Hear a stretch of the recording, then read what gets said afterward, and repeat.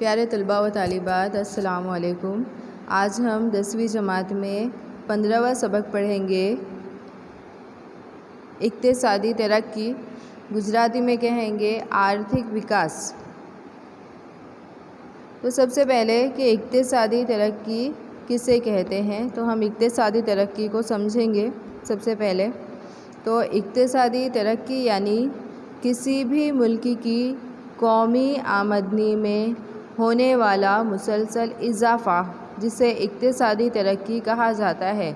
اب ملک کی قومی آمدنی میں اضافہ ہونا یعنی کہ ملک کی کل آمدنی میں اضافہ ہونا، تو اسے اقتصادی ترقی کہا جاتا ہے۔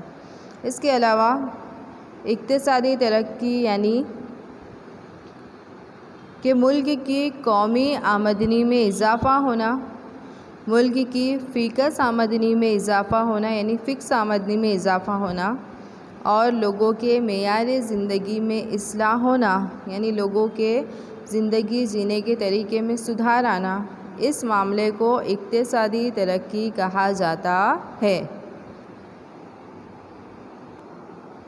تو ملک کی کل آمدنی کو قومی آمدنی کہا جاتا ہے، اور ملک کی کل آمدنی کو ملک کی کل آبادی سے تقسیم کرنے پر فیکس آمدنی حاصل ہوتی ہے، جبکہ معیار زندگی میں لوگوں کو حاصل ہونے والی سہولتیں مثلاً اناج، کپڑا، تعلیم، صحت، آمد و رفت کی سہولت، مکان وغیرہ کی سہولت کا شمار ہوتا ہے۔ تو بھارت میں آزادی کے بعد آمدنی یعنی قومی آمدنی اور فکس آمدنی میں اضافہ ہوا ہے، جس سے بھارت میں اناج، کپڑا، تعلیم، صحت، مکان وغیرہ کی سہولیات میں اضافہ ہوا ہے۔ اس پر سے کہا جا سکتا ہے کہ بھارت میں اقتصادی ترقی ہو رہی ہے۔ اب اس کے بعد دیکھیں گے ہم اقتصادی اضافہ اور اقتصادی ترقی کے درمیان فرق۔ تو اقتصادی اضافہ اور اقتصادی ترقی دونوں لفظ اضافے کو ظاہر کرتے ہیں، لیکن دونوں کے درمیان فرق نظر آتا ہے۔ تو دیکھیں گے ترقی کے عمل کی بنا پر، تو ترقی کے عمل کی بنا پر اقتصادی ترقی یہ ترقی کی پہلی حالت ہے، جبکہ اقتصادی اضافہ یہ ترقی کے بعد کی حالت ہے۔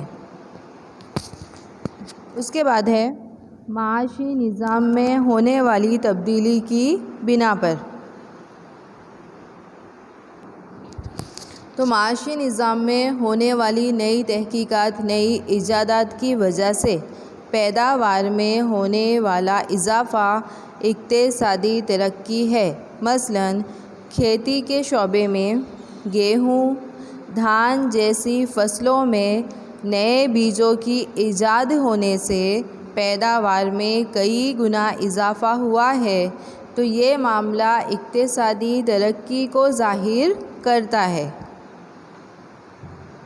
دوسری طرف کھیتی کی زمین میں اضافہ ہونے سے زراعتی پیداوار میں اضافہ ہونا یہ اقتصادی اضافہ کہلاتا ہے۔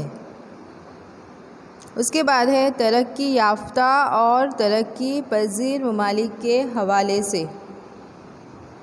تو سب سے پہلے ترقی یافتہ ملک کسے کہیں گے، تو ترقی یافتہ ملک یعنی ایسے ملک جو ترقی کر چکے ہیں، جن کی ترقی ہو چکی ہے، جیسے امریکہ ہے، انگلینڈ ہے، جاپان ہے، تو یہ کیسے ملک ہیں، ترقی یافتہ ملک ہے۔ جبکہ ترقی پذیر ملک یعنی کہ جو ابھی ترقی کر رہے ہیں، جیسے کہ بھارت ہے، پاکستان ہے، برما ہے، تو یہ ملک ایسے ہیں جو ترقی پذیر ہے۔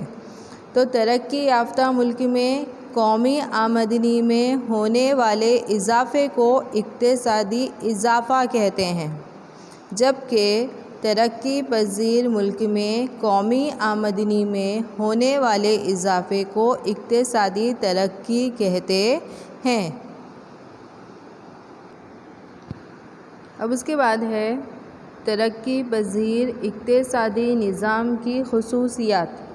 گجراتی میں کہیں گے وکاسشیل ارتھ تنترنا لکشنوں.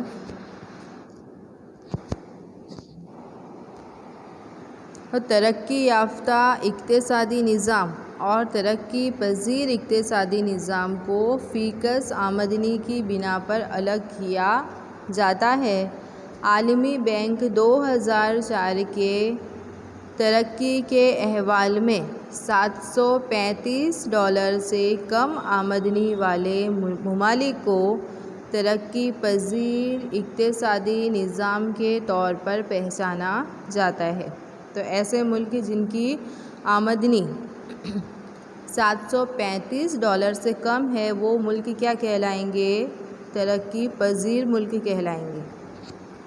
اب اس کی خصوصیات ہم دیکھیں گے، ترقی پذیر ملکوں کی خصوصیات، جس میں سب سے پہلے ہے کم فیکس آمدنی. اس کے بعد ہے اضافہ آبادی. اس کے بعد زرعی شعبے پر انحصار. نمبر 4 ہے آمدنی کی غیر یکساں تقسیم. نمبر 5 بے روزگاری. اور 6 نمبر پر ہے غریبی. تو ایک ایک کے بارے میں ہم دیکھیں گے. تو کم فیکس آمدنی دیکھیں گے. ترقی پذیر ممالک کی فکس آمدنی جو ہوتی ہے وہ نیچی ہوتی ہے، کم ہوتی ہے. آبادی میں اضافے کی وجہ سے بھی فکس آمدنی نیچی رہتی ہے، کم رہتی ہے، اور فکس آمدنی نیچی رہنے کی وجہ سے لوگوں کا معیار زندگی بھی نیچا رہتا ہے. اس کے بعد ہے اضافہ آبادی. تو ترقی پذیر ملکوں میں آبادی زیادہ نظر آتی ہے اور ہر سال آبادی میں اضافہ ہوتا رہتا ہے. اس کے بعد ہے زرعی شعبے پر انحصار. تو ترقی پذیر ملکوں میں لوگوں کا اہم پیشہ کیا ہوتا ہے؟ زراعت ہوتا ہے، کھیتی باڑی ہوتا ہے، کیونکہ ملک کے 60% سے بھی زیادہ لوگ کھیتی سے جڑے ہوئے ہوتے ہیں. اور ملک کی قومی آمدنی میں یعنی ملک کی کل آمدنی میں زراعت کا، کھیتی کا 25% حصہ ہوتا ہے. اس کے بعد ہے آمدنی کی غیر یکساں تقسیم. تو ترقی پذیر ملکوں میں آمدنی کی غیر یکساں تقسیم دیکھی جا سکتی ہے. ملک کے اعلیٰ درجے کے 20% امیر لوگ قومی آمدنی کا 40% حصہ رکھتے ہیں، جبکہ 20% غریب لوگ قومی آمدنی کا 10% حصہ ہی رکھتے ہیں.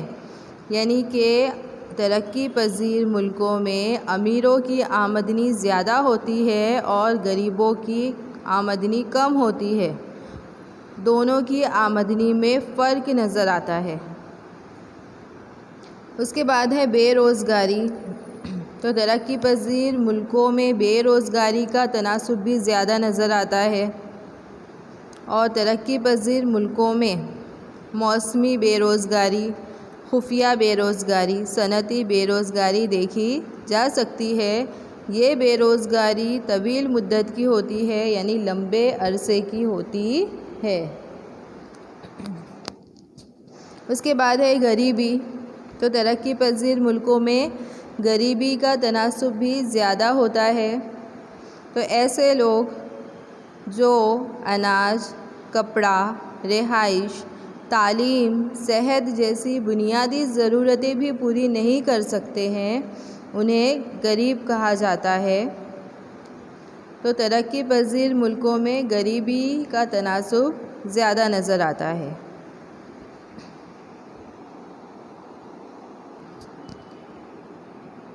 اس کے بعد ہے اقتصادی سرگرمی اور غیر اقتصادی سرگرمی کے بارے میں دیکھیں گے. تو اقتصادی سرگرمی یعنی کہ گجراتی میں کہیں گے آرتھک پروتی.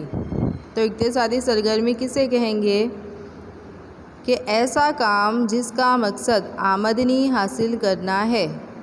یا آمدنی حاصل کرنے کے مقصد سے کی جانے والی سرگرمی کو اقتصادی سرگرمی کہتے ہیں۔ مثال کے طور پر کسان، کاریگر، تاجر، ٹیچر وغیرہ کی سرگرمی کو اقتصادی سرگرمی کہتے ہیں، کیونکہ کسان ہے، کاریگر ہے، تاجر ہے، ٹیچر وغیرہ ہے، یہ جو کام کر رہے ہیں یہ کیوں کر رہے ہیں؟ پیسے حاصل کرنے کے لیے کر رہے ہیں، اس لیے ان کی سرگرمی کو، ان کے کام کو کیا کہا جائے گا؟ اقتصادی سرگرمی۔ اس کے بعد دیکھیں گے غیر اقتصادی سرگرمی۔ تو غیر اقتصادی سرگرمی یعنی ایسا کام جس کا مقصد آمدنی حاصل کرنا نہیں ہو، یا ایسی سرگرمی جس کا مقصد آمدنی، پیسہ حاصل کرنا نہ ہو، اسے غیر اقتصادی سرگرمی کہتے ہیں۔ مثال کے طور پر ماں اپنے بچے کی پرورش کرتی ہے، تو وہ اپنے بچے سے کوئی آمدنی لیتی ہے؟ نہیں لیتی۔ کوئی پیسہ لیتی ہے؟ نہیں لیتی ہے، تو اس کی سرگرمی کو غیر اقتصادی سرگرمی کہتے ہیں۔ اس کے بعد دیکھیں گے ہم بھارتی اقتصادی نظام کا ڈھانچہ۔ تو بھارت کے اقتصادی نظام کو یا بھارت کی اقتصادی سرگرمیوں کو 3 حصوں میں تقسیم کیا جاتا ہے۔ پہلا ہے ابتدائی شعبہ، نمبر 2 ہے وسطی شعبہ، اور نمبر 3 ہے خدمات کا شعبہ۔ تو سب سے پہلے ہم ابتدائی شعبہ دیکھیں گے، گجراتی میں کہیں گے پراتھمک شیتر۔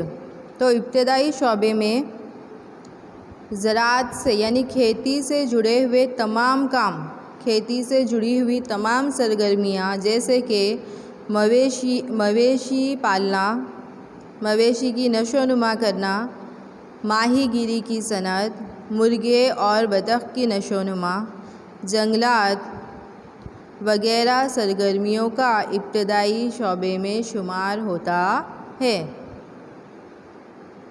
اس کے بعد ہے وسطی شعبہ۔ تو وسطی شعبے میں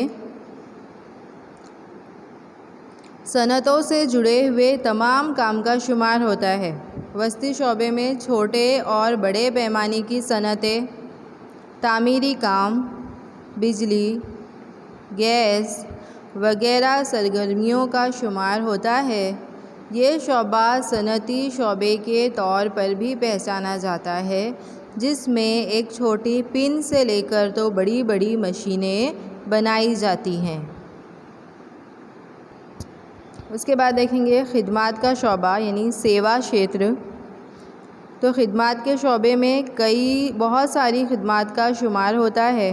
ایسی خدمات میں تجارت، خبر رسانی، ہوائی راستے، سمندری راستے، صحت، تعلیم، بینکنگ، بیمہ کمپنی، سیر و تفریح وغیرہ سرگرمیوں کا اس شعبے میں شمار ہوتا ہے۔